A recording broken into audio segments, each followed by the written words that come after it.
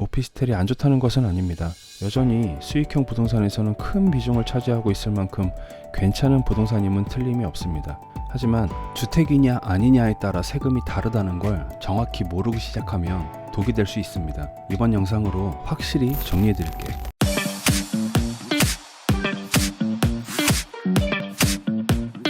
부동산 투자 중에서 가장 많은 비중을 차지하고 있는 종류가 바로 주택 투자인데요. 지난 7월 10일 부동산 대책 이후로 다주택 보유에 대한 부담감이 커지면서 반사이익을 보고 있는 곳이 바로 오피스텔입니다.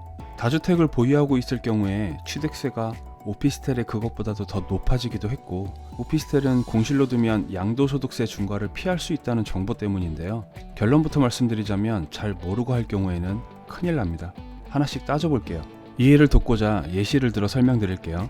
A씨는 현재 서울에 10년째 거주하고 있는 아파트를 한 채 보유하고 있었고, 2016년에 마찬가지로 서울에 오피스텔 한 채를 더 매입했습니다.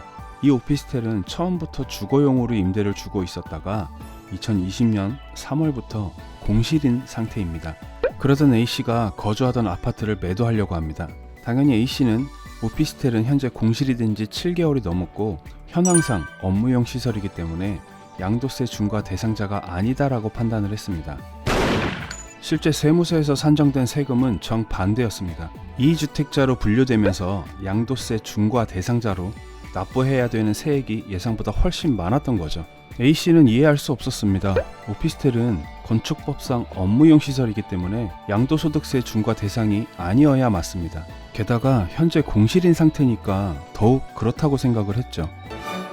세법으로는 공부상의 용도보다는 실사용 용도를 기준으로 판단을 합니다. 소득세법 제88조에 따르면 주택이란 허가 여부나 공부상의 용도 구분에 관계없이 사실상 주거용으로 사용하는 건물을 말한다. 이 경우 그 용도가 분명하지 아니하면 공부상의 용도에 따른다 라고 명시되어 있습니다. 자, 중요한 것은 마지막 줄입니다. 용도가 분명하지 아니하면 공부상의 용도에 따른다. 그럼 현재 공실이니까 공부상 업무용 시설로 판단된다는 말 아닐까? 라는 결론이 나오는 게 당연하죠. 이상합니다. 그런 문제가 없어야 되는데. 현재 공실이라고 해서 무조건 공부로 판단하지는 않는다는 대법원의 판례가 있습니다. 대법원 판례 검색을 통해서 알아보면 이렇게 복잡하고 어렵습니다. 그래서 위 두 판례와 주택법을 가지고 정의를 요약해보자면, 주택이란 건축물 대장 등 공부상의 용도나 건축 또는 용도 변경에 대한 당국의 허가 유무 및 등기 유무와 관계없이 관계없다는 게 중요합니다. 상시 주거의 목적을 위하여 사용되는 건축물을 말하는 것이므로 양도 당시 거주한다는 객관적 사실이나 사용한다는 실질적 행위가 있어야 함을 요건으로 하지 않으며 주택이라는 개념의 기본 목적이나 용도에 적합하고 언제라도 주택으로 이용 가능한 상태라면 주택에 해당한다. 조금 더 쉽게 한 줄로 요약해 볼게요. 기존에 주택으로 사용하던 오피스텔일 경우에 현재 공실이라 하더라도 기존에 주택으로 사용되었고 앞으로도 언제든 주택으로 사용될 수 있다면 주택이다 라는 결론입니다. 세금을 집행하는 국세청의 기준에서도 양도 집행 기준으로 주택 양도일 현재 공실로 보유하는 오피스텔의 경우 내부 시설 및 구조 등을 주거용으로 사용할 수 있도록 변경하지 아니하고 건축법상의 업무용으로 사용 승인된 형태를 유지하고 있는 경우에는 주택으로 보지 않으며 내부 시설 및 구조 등을 주거용으로 변경하여 항상 주거용으로 사용 가능한 경우에는 주택으로 본다 라고 명시하고 있습니다. 뭐라고? 다시 말해 대법원의 판례와 마찬가지 뜻입니다. 공실일 경우에는 내부 시설이나 구조가 주거용일 경우에는 주택이라는 뜻이에요. 여러분이 알고 계시는 오피스텔은 대부분 주거가 가능한 내부 시설이 설비되어 있지 않던가요? 목같은 결론입니다. 대법원의 판례와 국세청의 양도 집행 기준에 근거해서 오피스텔은 업무용 시설로 인정받으려면 주거 시설이 하나도 없어야 됩니다.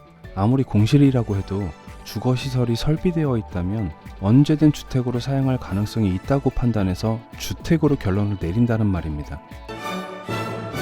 오피스텔은 주택이 아니라는 잘못된 정보는 정정되어야 됩니다. 오해하실까봐 말씀드리지만 오피스텔이 안 좋다는 것은 아닙니다. 여전히 수익형 부동산에서는 큰 비중을 차지하고 있을 만큼 괜찮은 부동산임은 틀림이 없습니다. 하지만 업자들의 불분명한 세금 계산을 신뢰해서 잘못된 투자를 하는 것은 막아야 됩니다. 매수 시점부터 매도 시점까지 업무용 시설로 사용했고 앞으로도 그럴 예정이라면 상관없는 이야기지만 그렇지 않다면 신중한 선택을 하셔야 됩니다.